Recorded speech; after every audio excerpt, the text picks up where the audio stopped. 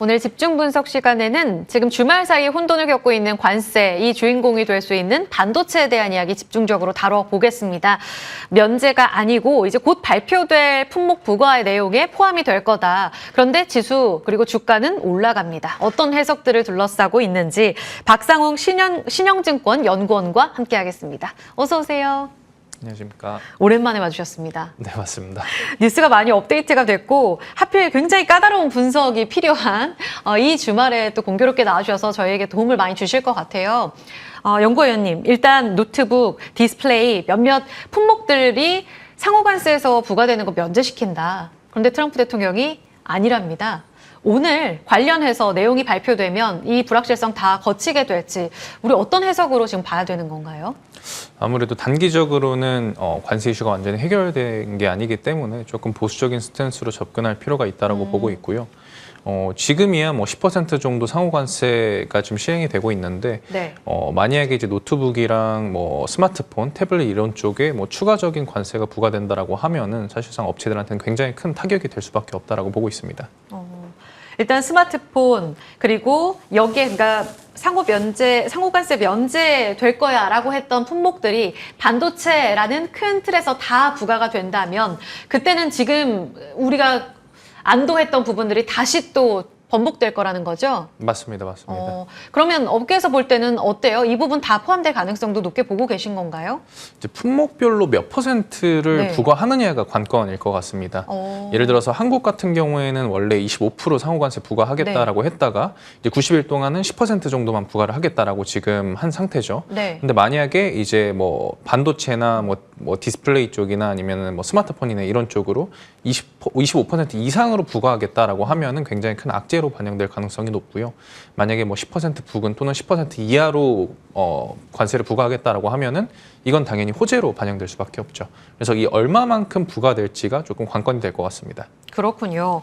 그런데 물론 뚜껑이 열려봐야 알겠지만 트럼프 대통령이 자국의 산업이 크게 타격받는 거를 둘까? 여기에 대해서 많이 시장이 안도했던 거잖아요. 그래서 그 부분들과 관련해서 일단은 시장은 좀 안도를 하는 모습들이 이어지고 있습니다. 그러면 말씀하신 대로 스마트폰, 컴퓨터, 메모리칩, 뭐 SSD 다 이번에 상호관세에서 면제됐던 게 부과 대상에 포함이 되게 되면 우리 공급망에는 구체적으로 어떤 타격이 있을지 궁금합니다. 사실 스마트폰 같은 경우에는 뭐 이제 글로벌리 봤을 때 거의 대부분 다 중국이나 인도나 베트남에서 조립 공정이 이루어집니다. 예. 그래서 예를 들어서 24%의 관세가 부과된다라고 하면은 뭐 삼성이 뭐 8% 그리고 그거를 사가는 고객사가 뭐 16%를 떠안는다라고 하면은 고객사들 입장에서는 가격이 올라가는 효과가 발생할 수밖에 없기 때문에 네. 당연히 이제 수요 자체가 좀 떨어질 가능성이 높고요.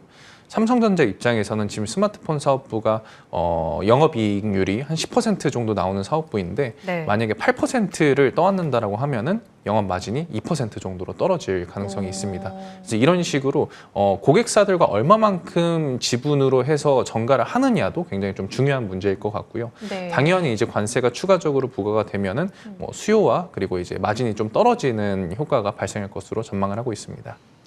궁금한 게요. 여기서 추가 질문으로 더 여쭤보고 싶은 게 만약에 관세 때문에 수요가 좀 위축될 거야 라고 했던 부분들이 한 달간에는 일단 숨통이 좀 트였다라고 보는 해석들이 많았던 거잖아요. 오늘 새롭게 나온 리포트를 보니까 만약에 새롭게 부과가 되더라도 일단 메모리 업황 개선 그림에는 큰 타격이 없다. 그리고 우려는 일단락됐다라고 보는 시각들도 많더라고요. 여기에 대한 연구위원님의 시각은 어떠신가요?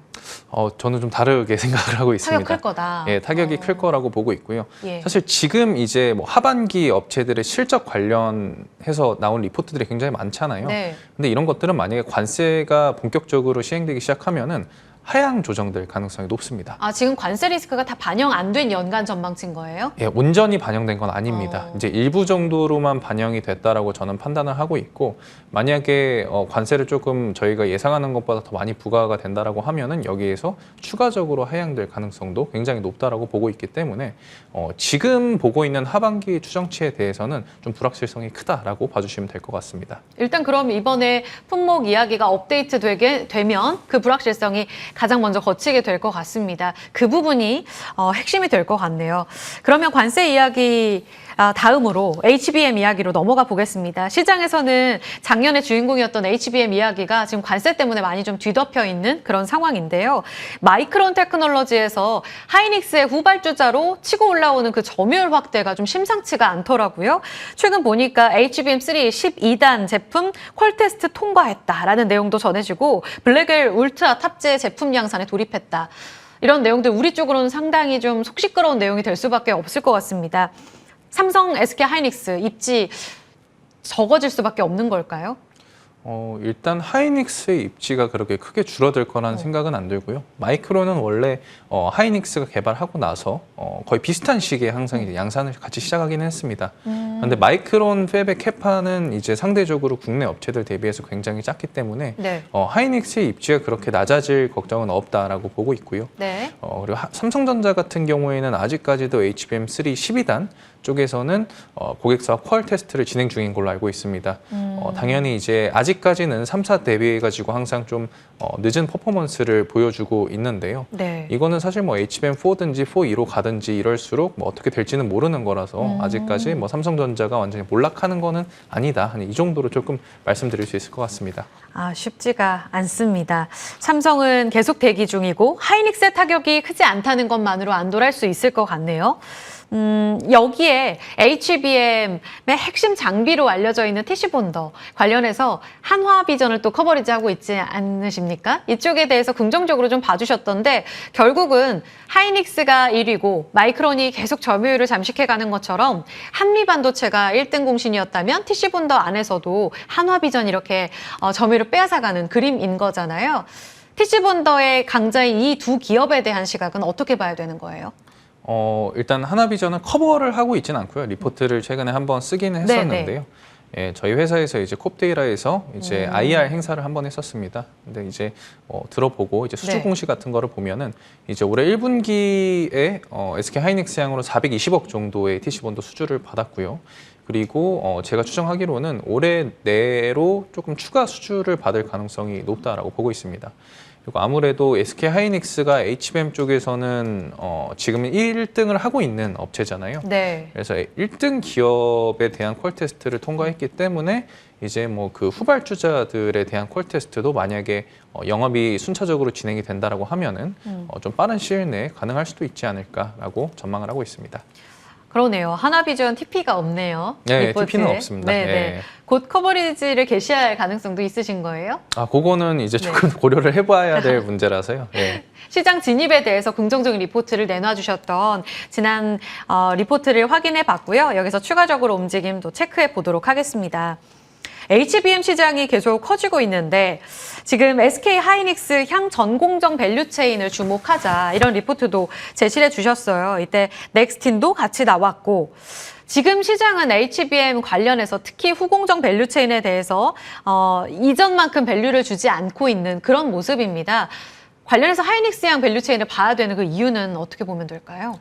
일단 올해 원래 연초까지만 해도 뭐 네. 21조 원, 22조 원 정도의 자본 지출을 SK 하이닉스는 예상을 하고 있었습니다. 네. 계획을 하고 있었죠. 그런데 최근에 뉴스 보도가 나왔었는데 한 29조 원 정도까지 상향될 가능성이 있다라는 보도가 나왔습니다. 그리고 저도 내부적으로 파악을 해본 결과 뭐 29조 원까지는 아니더라도 뭐 27에서 28조 원 정도까지는 상향 조정될 것이라고 저도 보고 있고요.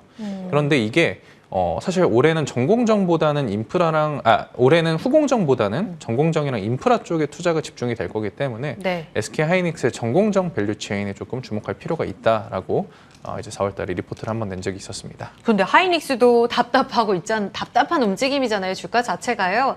캐펙스를 확대했음에도 불구하고 달려가지 못하고 있는데 여기에서 낙수 효과를 기대할 수 있을까 이런 궁금증도 좀 들거든요. 사실 최근에는 이제 매크로 이슈, 이제 관세 이슈 때문에 이제 밸류에이션이 굉장히 낮아진 상태고 이익 추정치에 대해서는 아직 크게 변화는 없습니다. 네. 그래서 관세가 조금 더 확정이 되고 오히려 이런 악재들이 다 반영이 된 다음에 조금 유의미한 반등을 보여줄 수 있지 않을까라고 전망을 하고 있습니다. 그렇군요. 지금 캐펙스와 관련돼서 주가의 키팩터 역할을 못하는 건 관세 때문이다. 그리고 전공정 밸류체인 안에서는 그럼 탑픽으로 어떤 종목을 보시는지도 궁금합니다. 이게 종목을 제가 커버하지 않는 기업들도 굉장히 많기 때문에 네네. 이렇게 공식적인 자리에서는 조금 조심스러운 부분이 있고요. 제가 커버하고 있는 종목들 중에서는 이제 넥스틴이랑 VM이라는 종목을 매수로 리포트를 내고 있습니다. 넥스틴 기대해 보겠습니다. 그리고 좀 검사 장비 관련해서도 계속 눈여겨보자.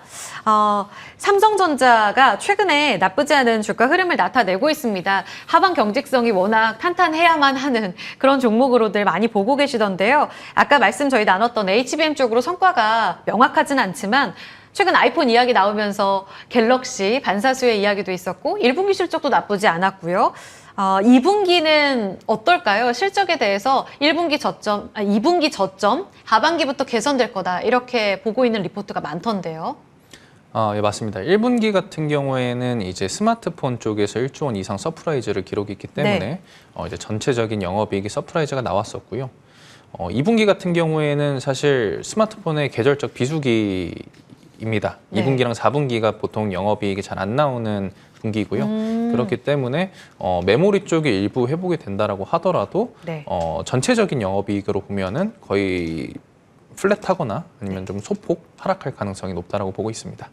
하반기엔 개선이 되고요. 이것도 관세 봐야 되고요. 이것도 관세 때문에 네. 사실 확실하진 않지만요. 지금 그냥 일반적인 범용 메모리 가격이 네. 상승하고 있는 추세는 맞기 때문에 아마 하반기로 갈수록 영업이익은 조금 올라올 가능성이 높다라고 보고 있습니다. 네, 관세와 메모리 가격 추적하겠습니다. 결국 방금 말씀 나눴던 핵심 포인트 관세와 메모리 가격이 반도체 전체적인 섹터에도 키포인트가 될 것 같아요. 2분기 전략은 어디에 포커스 맞추면 되는지 종목들 힌트도 더 들을 수 있을까요?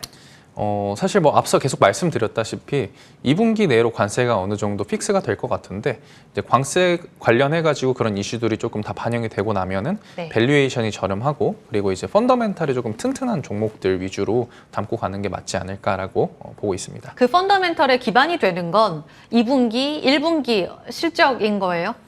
사실 올해 연간 실적이 조금 더 중요하다라고 보고 있고요. 아무래도 뭐 장비 업체 같은 경우에는 이제 수주를 뭐 3개월 단위, 6개월 단위로 받기 때문에 아무래도 하반기 실적 가시성이 조금 확보될 가능성이 높습니다.